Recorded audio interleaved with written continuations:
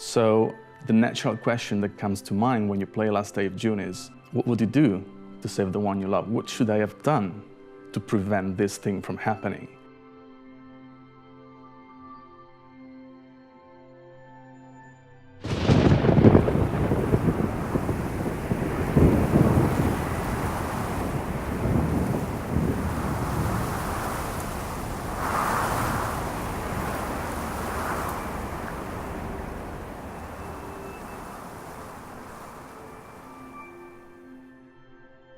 And The Last Day of June is a game about love and loss. It tells the story of a guy named Carl who loses his wife in a car crash.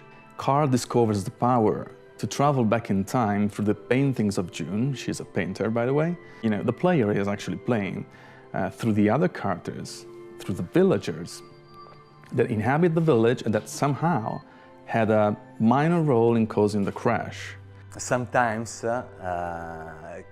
just popping in our mind that if we can go back in time and change something that happened in our past would be awesome.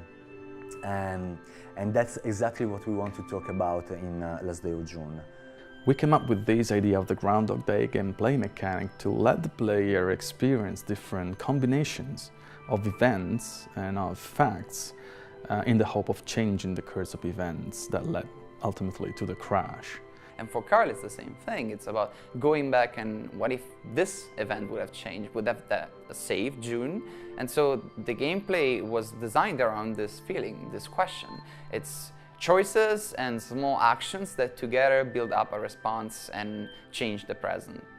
We like to tell stories that we care about. For us, making sure that the player feels exactly what the character actually feels within the game has been sort of like the focus of our development process.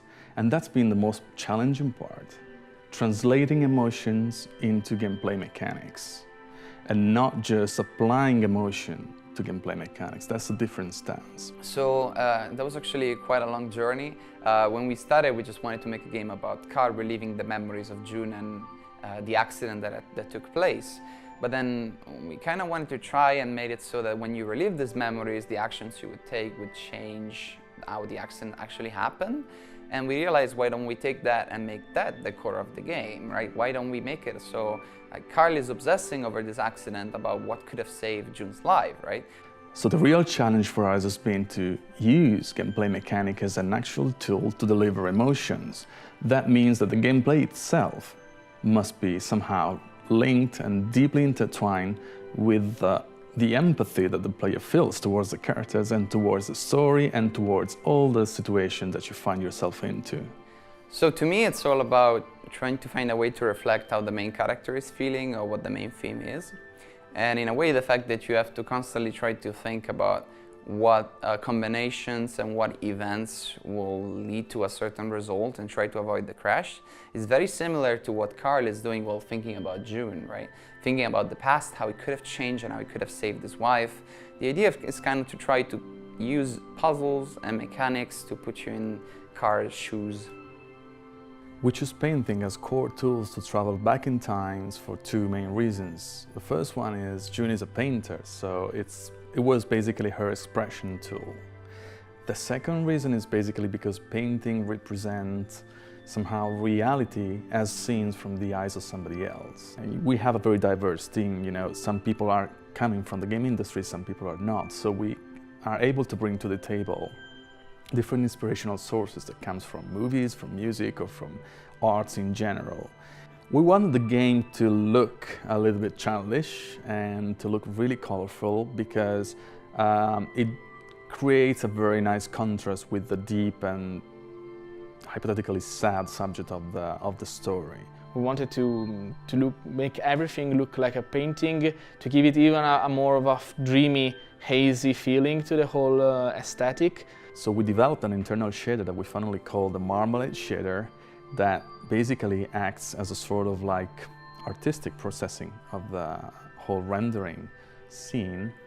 At the very beginning of the project, we wanted to do a more pencil-like drawing. But while testing the shader, we came up with this new effect Instead of going for the full pencil mode, we went for a more artistic brush, impressionistic style. It's cartoonish, but at the same time it has a very realistic photography, and that's done on purpose because it feels like we were filming with cameras somehow, a sort of like hand-painted miniature where the scene happens.